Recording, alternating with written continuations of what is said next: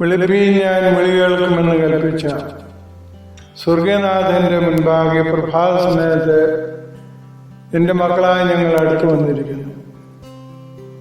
നിന്റെ പരിശുദ്ധാത്മാവ് ഞങ്ങളോട് സംസാരിക്കണമേ. നാലാം സങ്കടത്തിൽ നിന്ന് ഞങ്ങൾ ധ്യാനിക്കുന്നു. നിന്റെ പരിശുദ്ധാത്മാവ് ഞങ്ങളോട് സംസാരിക്കണമേ. തുടക്കത്തിൽ സങ്കീർത്തനക്കാരൻ പാടി പറയുന്നു, എന്റെ നീതിയായ ദൈവമേ, ഞാൻ വിളിക്കുമ്പോൾ എനിക്ക് ഉത്തരം അരുളണമേ എന്ന്.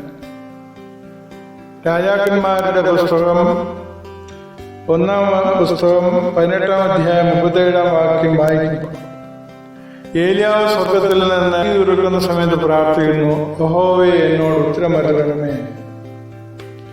വിശുദ്ധ കുർബാനയിലും കാർമ്മികൻ ചൊല്ലുന്നത് ഇത് തന്നെയാണ്, ദൈവമേ എന്നോട് ഉത്തരം അരുളണം. ദൈവത്തിന്റെ സന്നിധിയിൽ നിന്ന് പരിശുദ്ധാത്മാവ് അഗ്നി ഇറങ്ങി അപവീഞ്ഞുകളിന്മേൽ ആവശ്യപ്പാനായിട്ടുള്ള പ്രാർത്ഥനയാണ്. എന്നെ കേൾക്കുന്ന പ്രിയ ജനമേ, നമ്മുടെ യാചനയ്ക്കായിട്ട് കാത്തിരിക്കുന്ന ദൈവത്തിന് മുമ്പാകെയാണ് നാം അടുത്തു വന്നിരിക്കുന്നതിനുള്ള ഓർമ്മ നമുക്കുണ്ടായിരിക്കണം. താക്കന്മാര് ഇത് ശയന സങ്കീർത്തനമായിട്ടാണ് ചൊല്ലുന്നത്. വിശുദ്ധ സഭയുടെ എല്ലാ പാരമ്പര്യങ്ങളും അങ്ങനെയാണ്. സൂത്താറ സമയത്ത് ഒഴിച്ചുകൂടാൻ പറ്റാത്ത സങ്കീർത്തനം.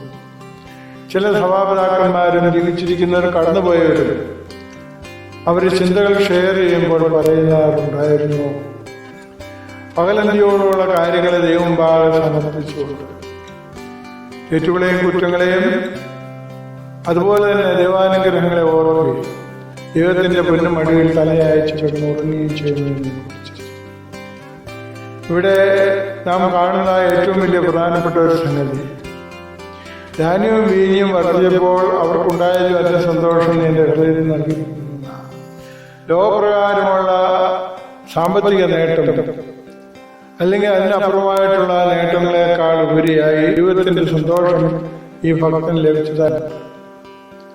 വിശുദ്ധ യോഹന്നാന്റെ സുവിശേഷം 14-ാം അധ്യായം 27-ാം വാക്യം വായിക്കുമ്പോൾ അവിടെ കർത്താവ് പറയുന്നു, ഞാൻ നിങ്ങൾക്ക് സമാധാനം തന്നയിച്ചു പോകുന്നു, എങ്കിലും അത് ലോകം തരുന്ന പോലെയല്ല. ലോകം തരുന്ന സമാധാനം അതിന് അളവുകളുണ്ട്, അതിന് കുറവുകളുണ്ട്. ദൈവിക സമാധാനം വരുന്നൊരു ഭക്തന് ലഭിക്കുന്നൊരു ഭക്തന് ഏത് വിഷമത്തിലും പ്രയാസത്തിലും ദൈവത്തിന്റെ മടിയിൽ സ്വസ്ഥമായി കിടന്നുറങ്ങുവാനായിട്ട് കഴിയും, ശാന്തമായി കിടന്നുറങ്ങുവാനായിട്ട് കഴിയും, എല്ലാ ഭയങ്ങളെയും ഒഴിവാക്കി ജീവിക്കുവാനായിട്ട് കഴിയും. ഒരിക്കലൊരു ശ്രേഷ്ഠനായ അച്ഛൻ പറയുകയുണ്ടായി, വേദനകളും പ്രയാസങ്ങളും ഇല്ലാത്ത മനുഷ്യനുണ്ടോ എന്ന്. അതിന് ഡിഗ്രി വ്യത്യാസമുണ്ടെന്ന് മാത്രമേ ഉള്ളൂ.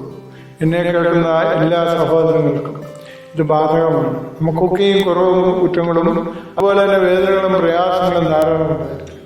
അവയെ ജീവിതത്തിൽ അർപ്പിച്ച് പ്രാർത്ഥിക്കുവാനായിട്ട് കഴിയണം. ഞാനായിട്ടൊരു വാക്കും കൂടെ പറയുന്നു, നിന്റെ മുഖപ്രകാശം ഞങ്ങളുടെ മേൽ വർദ്ധിപ്പിക്കണമേ. അദ്ദേഹത്തിന്റെ മുഖപ്രസാദമുള്ളവരായി മറ്റുള്ളവർക്ക് അനുഗ്രഹം ചൊരിഞ്ഞു കൊടുക്കുന്നതായി തീരുമാൻ ദൈവത്തിന്റെ പരിശുദ്ധാത്മാവ് നമ്മെ സന്നിധിയാക്കട്ടെ. എല്ലാ അനുഗ്രഹങ്ങളും നേടും.